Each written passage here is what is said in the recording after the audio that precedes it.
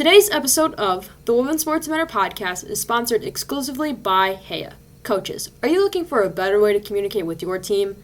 Heya is a simple communication and scheduling app for sports teams. Heya allows coaches to cut down on emails and texts to save a ton of time on team admin. 180,000 teams have signed up for the app, which allows coaches, parents, players, and volunteers to easily communicate and organize practices and games. Do yourself a favor by downloading Heya for free by typing HEJA in the App Store. Thank you again to Heya for exclusively sponsoring today's episode. Hello, everyone, and welcome back to another episode of the Women's Sports Matter podcast. My name is Gianna Del Castro, and I am your host. Again, I am at the United Soccer Coaches Convention. Today is day 2, but, this episode is going up next week, so that doesn't really matter for you guys. So, whatever. Anyway, I'm just doing more interviews because why not? There's so many awesome people here within the soccer world, because soccer is the best sport in the world, or football, whatever you want to call it, okay? I'm not going to judge you if you say football. I'm American. Deal with it. But anyway, I have someone from the college coaching world. Would you like to introduce yourself? Yeah, my name is Jen Klein, and I'm the current head coach at the University of Michigan, and really happy to be here. Not a lot of people on Twitter that I follow like Michigan. So they're probably not gonna like it. They're more like Ohio. We won't hold that against them today, right? We won't hold that against them. Yesterday, when I had Dr. Missy Price on, she talked about Man United. And I was like, we don't talk about Man United on here. This is a Chelsea fan okay. podcast. Very nice. So Big Ten soccer. Yes. It's very competitive. Yeah, it absolutely is. I mean, you look at teams that were in towards the tail end of the NCAA tournament. Rutgers making it to the Final Four in the semis, us to the Elite Eight, and you had a couple other teams within our league that were in the Sweet 16. So definitely a competitive league. And even the teams that didn't make it to the NCAA tournament, are tough opponents, and got to be prepared for every match. Do you think it is the most competitive out of the Power 5 conferences? I think when you look at the landscape, probably the ACC remains at the top, but I do think the Big Ten is pushing definitely in the top 3, if not now number 2, just based off of the performance of our teams this last year. But I do think we're definitely towards the top of the Power 5, and I think of all the conferences. So when you became coach of Michigan, what was that process like? Did you know that you wanted to move on to a Big Ten school like Michigan, or just you were looking for a new experience? Yeah, I started out my college coaching career at UNLV as an assistant coach. My head coach at the time left to take a different job, and I got hired on as a head coach. At the time, the youngest Division I head coach in the country, and then went back to being an assistant. From there, followed my head coach to USC. But along the way, since being a head coach, knew that I wanted to go back and be a head coach again. And I was very fortunate to be at USC, where I was happy. Things were really good, so I could be selective and picky. And I got an opportunity to go to a women's coaches symposium, and the Michigan softball coach, Carol Hutchins, was the keynote speaker. And the way she spoke about Michigan athletics, the way that they support their women's programs, the tenure of their head women's coaches, softball, field hockey, gymnastics, really made it a place that if that ever opened up, I would want to be a part of it. And it did open, and now I'm here. So it's been great, and I really enjoy my time at Michigan. Sounds like a fun time to me. I've never been up to Ann Arbor and all You're not that far. Illinois, it's a quick little drive or train ride. Drive. Yes. More like 5-6 hours. I don't even know where Ann Arbor is. The thumb, you got to do. Everybody from Michigan, you do this, so that then you know. Yeah. Okay. I see now. So, coaching. Yes. Why coaching? Why coaching? I love the sport of soccer. When I was basically getting ready to graduate, the women's pro league here in the States had folded, and there wasn't a lot of opportunity overseas at the time. And so if I really wanted to stay in the game, coaching was the way to do it. And so as soon as I graduated from college, stayed on at my University of Arizona as a volunteer, started coaching clubs, started coaching ODP, coach really anything I could coach, just because I loved it. And that's how I got into it. It's just because I wanted to be involved in the game. Staying involved. Love that. I try my best to stay involved. And my way of doing that is this show. Awesome. And also trying to do stuff on social media as well.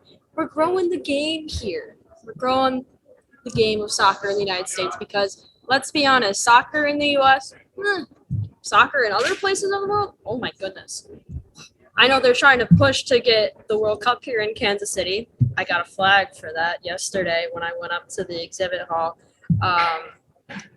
In terms of players that you've coached going on to pro leagues, whether it's in the NWSL or somewhere in Europe, what is that process like? Because I'm interested to know how, what they're thinking. Do I go in the draft? Do I try somewhere overseas? How does that work? I think the pathway for players that want to play professionally, there's a lot of different ways to do it now. I think, the NWSL, as they're working through, is working out their process of getting new players into the league. And, last year during COVID, it did complicate the situation because you had players that could come back for a fifth year. They didn't have to declare for the drafts, but their rights could be picked up by clubs. And then it was like, what happens, this year with all of that. So I do think this year there was a bit more complication to the issue just based off of what we did with, COVID. But, I think for every player, they have to think about what's the best fit for them.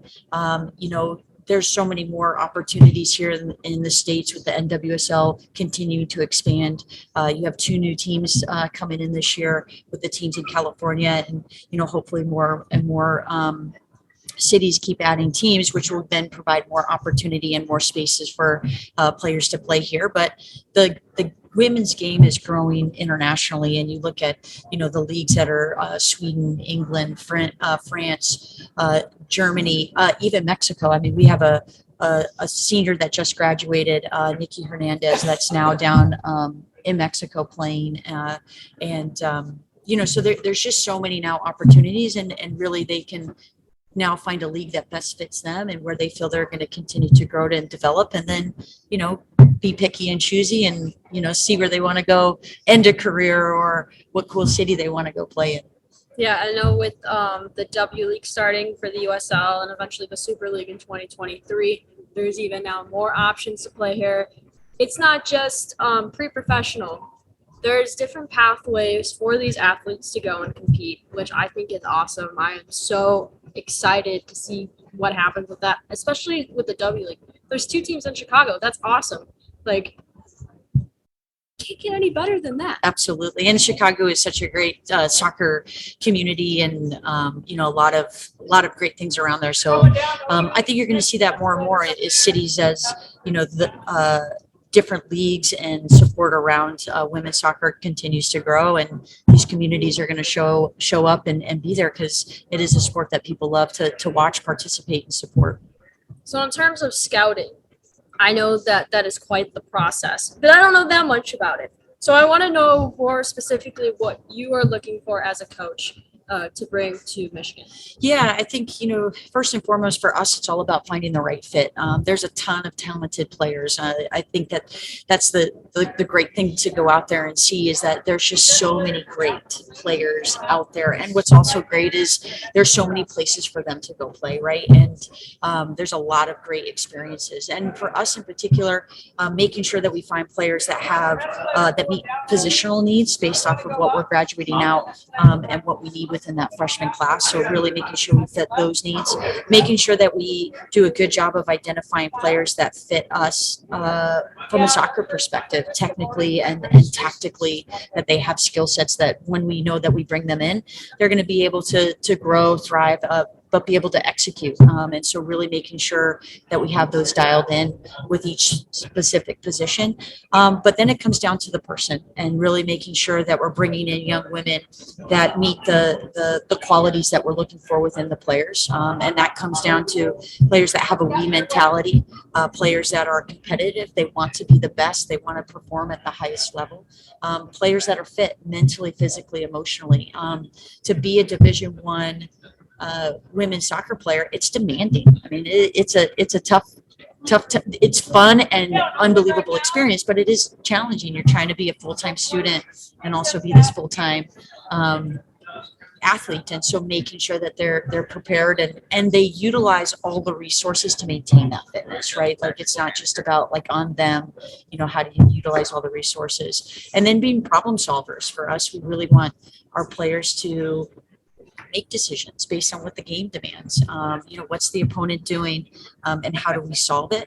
But also off the field as well. Coming into college is the time where you're growing and learning to be an adult, and you got to live with the consequences of your decisions. And that's something that we want them to be able to grow through and learn from. And then the last is taking ownership of their development as a person, as a student, and as an athlete. And within our recruiting process, players are committing 1 to 1.5 years before they come to our school. And so you want them to be committed to growing in that time. But then also once they get to our university, are they taking advantage of all the resources, all the expertise of the people that are around them, of their experiences, so that way they're different from freshman year into senior year. So those are the qualities that we look for beyond the soccer part.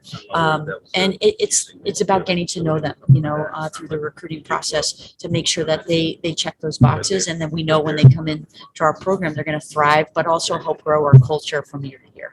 So are you looking like all across the United States and worldwide? Because I know you probably got to travel a lot to go and see all these players. Are there specific states that you go to mostly, or just does it depend on the player? I think first and foremost, like Michigan, there's unbelievable players in Michigan, and we want to make sure that we keep the best players in Michigan. Obviously, there'll be players that want different experiences beyond our state borders, which is fine, but we want to make sure that we have good representation of our home state.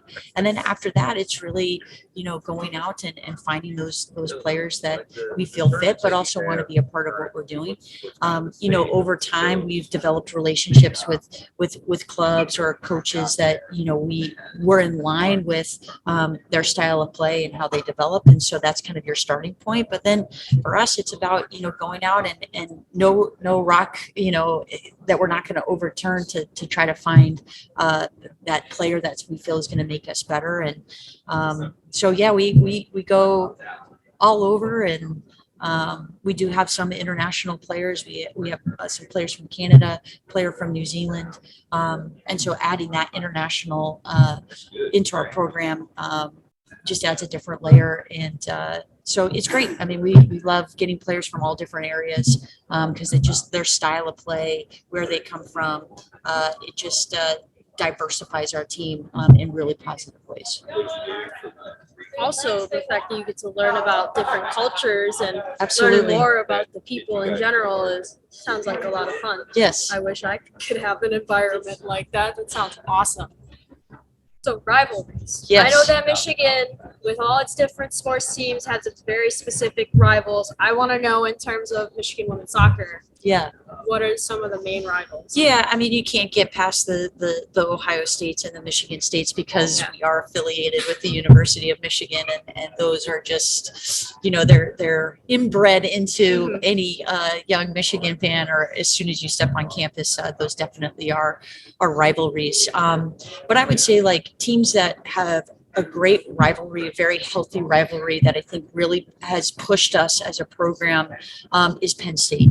So much respect for what that program has done over their time. I mean, they're a program within the Big Ten that's won a national championship. And, I feel as if it's we sharpen each other, right, and make each other better. And so really appreciate that. But really within the Big Ten, it's there's no easy game. I was just talking with last night, Janet Rayfield, the head coach at Illinois, and we were just saying that there's no easy game within the league, that everybody brings their own own stuff to the game. It's like you're coming into a fight and you don't know what they're bringing and what you're bringing, and you got to have all of these different weapons to be able to do it. And I think that's what I love about the Big Ten. And what's so great is we've had the league has had a big change within the coaches since my time, and you're seeing like us in Michigan, Michigan State, Minnesota, Indiana, Maryland, and these new coaches are coming in and they're bringing great styles of play, great vision, and they're making our league better, which is really it's important. When you talk about the best league, like we can't shy from good coaches coming into our league and making their programs better, because ultimately it's going to make us better and make us have to stay on the front foot, right, and be willing to grow and evolve, so that way we stay relevant and keep a sustained level of success. I've never been to a college soccer game before. I've barely been to professional soccer games before. So what is the atmosphere like at these games? Are there a lot of people there? Yeah. Is the fan energy just amazing? I want to learn more. Yeah, I think our league and our fans around our Big Ten league is growing. I think what's unbelievable, we played Rutgers in the Big Ten tournament championship at Rutgers, and it was a sellout crowd. It was the biggest crowd that Rutgers has had in their stadium, and the atmosphere was unbelievable. Listen, was there more fans for Rutgers than there were for Michigan? We had our small core crew, but regardless, you had a bunch of fans there that were excited about the game, cheering, making the atmosphere unbelievable. And what's great is now this is just finishing my 4th year at Michigan, and we're starting to see this following within the Ann Arbor community, and our fanship is growing beyond just what our student population, but now people in the community that want to come. And I do think our success is helping grow that fan base, but it's also, I think, our style of play that's helping. It's fun, it's exciting, and so I do think that helps. And every week and every game is slightly different when it comes to your fans, but I will say it's definitely fun, and you got some good loyal people out there that they'll be at it, rain, shine, cold, whatever it is. No matter the weather, they're going to be there. I don't know if I could do that. Personally, I get cold really easily, especially with this weather right now. Yeah, absolutely. Way colder here than it is in Chicago and Ann Arbor, huh? No, it's colder back home. It was so much back colder. Yesterday when we were coming in, or when I was leaving, when we were going to Midway, I was like, I cannot feel my fingers, and I was outside for 2 seconds, and I had gloves on. Yeah. It's a little bit warmer here. Not by that much, though. Anyway, when it comes to, watching these games and on TV or whatever, and then also with social media, how do fans, how are they able to do that? I know there's the Big Ten network, but not everything goes on. Right. So how can people watch? Yeah, I think that's something that, as a soccer community, especially within the college game, we want to make sure that our games are more accessible to our fans. And, I think looking at the NCAA tournament and making sure the quality of those streams are of quality, so that way our fans can access it, and it really showcases the quality of the product that's on the field. So, currently right now within the Big Ten, we have the Big Ten Network, and then games get streamed through that. There's a lot of student youth programs that are on our campuses that help to create broadcasts of it, but it's definitely something that I think there's a product out there. I think the product is good. I think fans and people want to watch it, and so now it's just working with our partnerships when it comes to the networks and different ways of streaming the game that we can make it accessible, so people can see it, because it is fun and it's a good game to watch. I mean, you're seeing a lot of young women that are unbelievable athletes. They're great soccer players. They're doing unbelievable things in the classroom and on their campuses, and you want to make sure that we showcase that. And you can also follow along on social media, I assume, as well. Absolutely. Twitter, Facebook, although I don't know how popular Facebook is as much these days, but Instagram. And it's so cool, because I think, the players that we coach, they've grown up with us, these types of platforms. I'm on the group started in college. Facebook just started, so that's why I still have an affiliation with the Facebook. But I think it's easy for them, and they provide so much content, and it's so easy for them to help us do it. So yeah, definitely all the platforms you can access and follow us along. So people should be following. I Oh, assume, right? absolutely. Yes, let's get it going. Yeah, absolutely. Yeah. Follow them. I'm telling you to do it. So please do it. Okay? Awesome. Now it's time for the lightning round. Okay, let's do it. First question I always ask, if you're reading a book or listening to an audiobook right now, or maybe just any book in general that you've read, what would you recommend to the listeners? Wow. Let's see. I just read, it's a book about kind of the challenges that head coaches have to deal with. And I'm going to probably miss the title, but I think it's called The Tough Stuff. And just read this book, and it was great because it just took you through, all the things that head coaches have to deal with. And I think for whether you're a head coach, assistant coach, it's a great book because then you know what you're kind of going to be getting into, and then how can you work through those challenges to be the best version of yourself, which ultimately will help your players. What is your favorite Disney film? Mulan. Wow. Yes, I got to put that back to my childhood best friend, Lucy Griffin. That was a movie we watched quite a bit together, so I would definitely have to say that one. I grew up watching WALL-E a ton. That's still my favorite. Like Pixar, Disney, I think it's the same thing. So that's what I'm going to say personally. When it comes to traveling with the team, I'm sure there's so much music that they play. What is your least favorite song that they play? Oh, I don't even know. You don't even know? Half of the time I don't even it's like, what is this? But we usually do is listen. We'll tell you. I think it's usually what I do that they dislike. But we would do first road trip of the year. We always do iPod karaoke, and everybody participates. There's nobody that's excluded, including the coaching staff. And I got up, and it's a game. You have to know all the words to the song. Well, there's only one song that at the time I could think of. I knew all the words and I'd be able to give an unbelievable performance. Earl Had to Die by the Chicks. I got up to sing it and they basically booed me off the bus. So yes, I think it's more of what I try to choose that they get upset with. Interesting. I've never heard of that song, but I will. And that's the problem. They had that. So listen, everybody check it out. It's a classic. That's cool. Listen to the coach. It's a classic. Come on. If you were able to design the uniforms that your team wears, what is something that you would include on that? So maize, that was one of the first things coming into the program, is that I wanted us to have a maize uniform. I was definitely provided pushback on it, but now everybody loves the maize. I think it's a color of victory.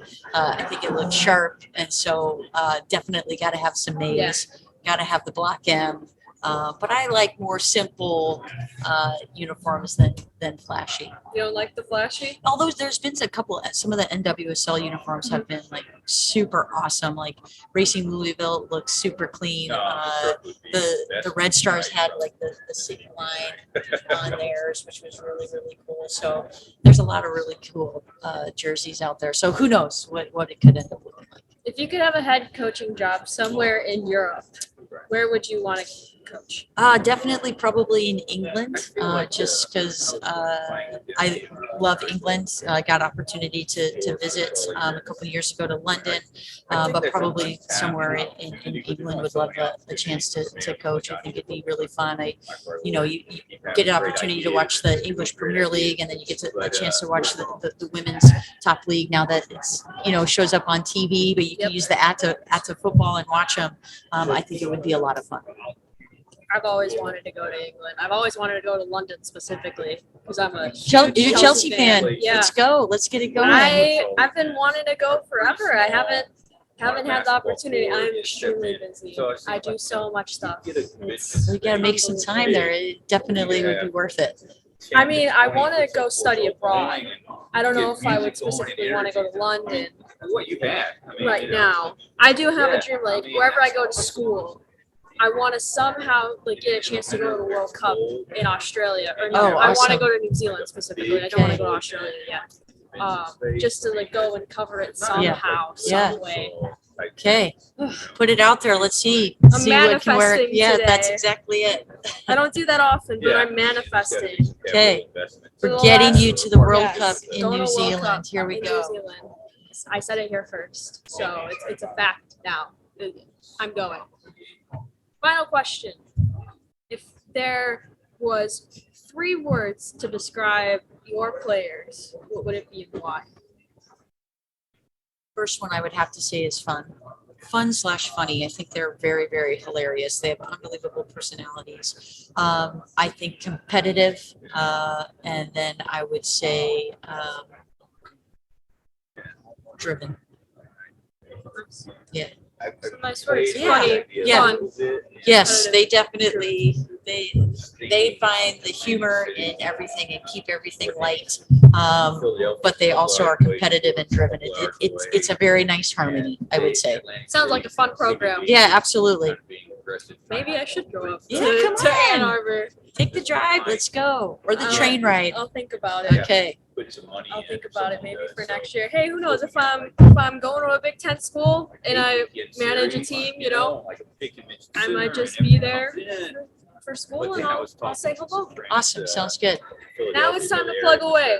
Social media, whatever you want to say, go ahead. Yeah, just honestly go look up Michigan Women's Soccer on all the platforms. They do a great job on all of them, just promoting our program. Our players have some really good content. I believe all of their Instagram handles and stuff are on the roster page of our website, so you can go follow them. And so, yeah.